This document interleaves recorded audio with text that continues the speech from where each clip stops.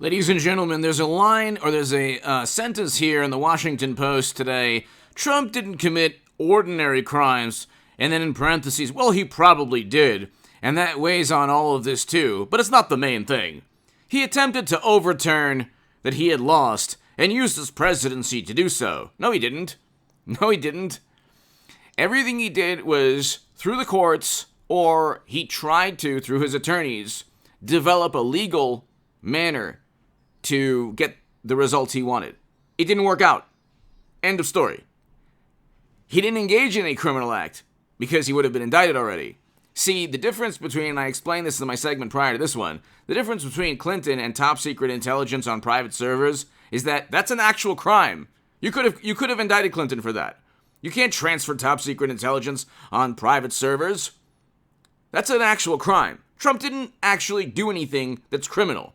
He did things that people found offensive. That's what he's been doing his entire life, especially the past 6 years, when Democrats and morally superior, highly educated, wonderful liberal Democrats who were watching The Apprentice for 10 years or so, and who would have embraced his rear end, suddenly realized he was a menace to democracy. They would have embraced his rear end had they met him prior to 2015. Everyone you know right now who thinks that Trump is the embodiment of evil, had they met him in 2014, oh my God, they would have been like, oh, I met Donald Trump today. These are the same people who are like, oh my God, he should be indicted. He's a criminal. No. The reality is that Democrats actually have people you can indict. Because of that reality, they have to make it seem that Trump is the Al Capone of politics. That's not true. So top secret intelligence on private service, and hey, I want a Hillary Clinton, Donald Trump 2024. I can't wait for that to happen. But you have top secret intelligence being transferred onto private servers outside of the United States government. Crime. You cannot do that. I am not a veteran, but if you are a veteran, if you were a soldier, if you worked in the government, if you worked in the Department of Defense or whatever, you know. If you're a veteran, let me know. Do you think that you could have servers if you were working at the Pentagon or if you were working at the State Department? Because people who have come in contact with classified data know that you can't just have your own private servers and then you can't transfer all that classified data. You know, but James Comey said there was no intent. Well, of course there was. And he could have pushed the DOJ to indict Clinton, but he picked a political side. That's a crime. Hunter, with his emails showing clear violations of the law, where you have a business people or corporate, top level people in corporations in a country right now that is getting invaded, that's been invaded, but an oil and gas corporation known for corruption, asking Hunter how he can use his influence on the company's behalf. Then you have, whether before or after the email, it's irrelevant, Joe forcing out a prosecutor investigating that company. Okay? You didn't have that email during impeachment. If you had that email during impeachment, there would be no impeachment.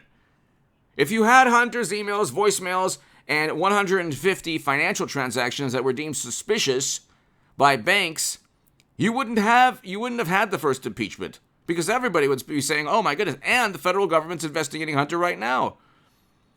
But you cannot trade access to the United States government for money. That's what those emails show, and that's what the money flow shows. Trump does not have a flow of money. Neither does Kushner or Ivanka. They don't have emails, they don't have voicemails, they don't have 150 suspicious banking transactions. So you're talking about a completely different ballgame. Democrats never read the emails, they never hear the voicemails, they never look at the data that implicates them with numerous crimes. They only say that, well, somebody said Trump did this and Trump did that. So, I mean, you have it right here. It's an admission of, well, he probably did something. No, he didn't. You would have known already. This is an article from a Bloomberg journalist, wonderful journalist. But here, Trump didn't commit ordinary crimes. That's another way of saying he didn't commit any crimes. He, according to the people accusing him and forcing the DOJ now to indict him, because there's a lot of pressure, political pressure, to indict this man. Primarily, the real reason is that Hunter and Hillary and others are so utterly corrupt. They've been their own emails, whether it's the DNC emails like Debbie Wasserman Schultz, you have clear violations of the law, or, well, I mean, you had Bernie Sanders cheated in a fair and neutral primary. I mean, these are Democrats. They can't do anything without their emails showing their duplicity and their disingenuous behavior. So you have the DNC emails. They blame that on another country. You have Hunter's emails. They blame that on another country. You have Uranium One with money flowing into the foundation. Well, you can't prove anything because there's not a handwritten note saying that they were accepting money in order to give favors, but President Obama didn't veto the sale of 20% of U.S. uranium capacity to a country now that we're sanctioning. And by the way, the price of uranium and other commodities are through the roof. Okay, and guess who has a global a monopoly on certain commodities that we helped give them that monopoly? Oh, that's right, the country we're sanctioning. And that's a whole other story. But this is the paragraph where Trump didn't commit any ordinary crimes. Well, he probably did. Well, there you go. You've admitted that he didn't. And that weighs in on all of this too, but it's not the main thing. Oh, yes, it is the main thing. He attempted to overturn that he had lost. No, he didn't.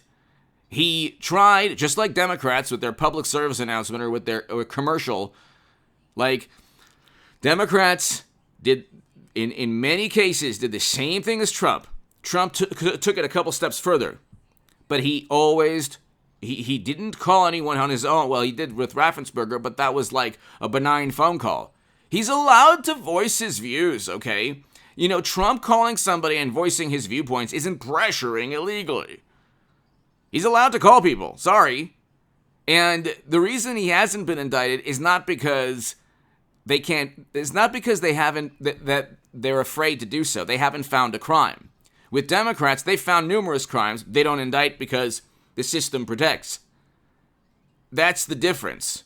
One political side commits crimes, gets away with it, and you can ask James Comey with top secret intelligence on private servers, or Hunter's emails showing clear violations of the law, and and 150 financial transactions, and flying on government jets, and doing business at the White House and other government buildings, and Joe knowing exactly what Hunter was doing, lying about it on a voicemail. I mean, they have voicemails, emails, business transactions that show there was a violation of the law. At least that they should be investigated by the Federal Bureau of Investigation or a special counsel. But see, they would never allow that to happen. With the Durham probe special counsel, you did find out a lot of things that Clinton personally approved, the dissemination of information that was false to media, knowingly false. They purchased the dossier, and they literally purchased the Alpha Bank allegations. Trump was never in contact with any intelligence officials. He never colluded or interfered in any in 2016. The DNC email showed that Bernie Sanders was cheated. They did this to Bernie Sanders. Nobody else did. Just because nobody remembers or cares about that now doesn't mean it didn't happen.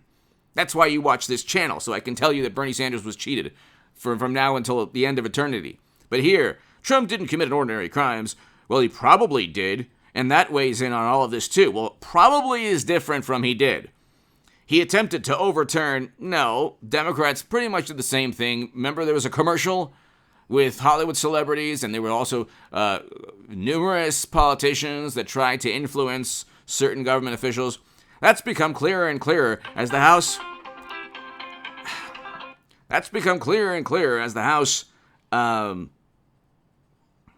Committee investigating has presented its case. No, it has not. Experts seem to believe that the evidence is there and that a conviction is likely for Trump's effort to pressure. Nah, he didn't pressure anyone. They were all laughing at him. The media, those election officials, nobody was pressured into doing anything they didn't want to do. Okay? That's the reality of it. So they can't get Trump on an actual crime. So then they say, oh, well, he was trying to go ahead and influence government officials. Then they say, well, he was trying to implement this scheme. Everything he did was through his lawyer. Everything he did was through the courts. He was owing like 40 or whatever in the courts. So they're always jumping for joy, saying, you know what? You lost. You're losing in court also. Ha ha ha. All your attempts are failures. Then a year and a half later, they say, oh my God, his attempts were criminal. Like, well, which one is it? Did he lose in court, or was he in a criminal manner trying to intimidate people? Because at that point right now, at that point then, he has zero media support, and any government official who went against Trump was like lionized and championed as this paragon of virtue. So you can't, like, just because Democrats actually have people who've committed crimes, you then can't say Trump committed a crime because you think he did, because he probably did, because he pressured somebody on a phone call. That's not a crime. He didn't, and it could be, but he didn't do so. The Raffensperger call ended with, thank you, Mr. President. So, anyway, give me your thoughts below. Hit subscribe right, and I'll be back in a couple of hours, ladies and gentlemen. Share this segment everywhere. Thank you. They're trying to indict him, but they can't. Hit subscribe also to the Nuclear Confrontation and Stock Market Crash channel, and also the Bitcoin 10K. Bitcoin will get to 10,000 or lower. Oil prices 150. Recession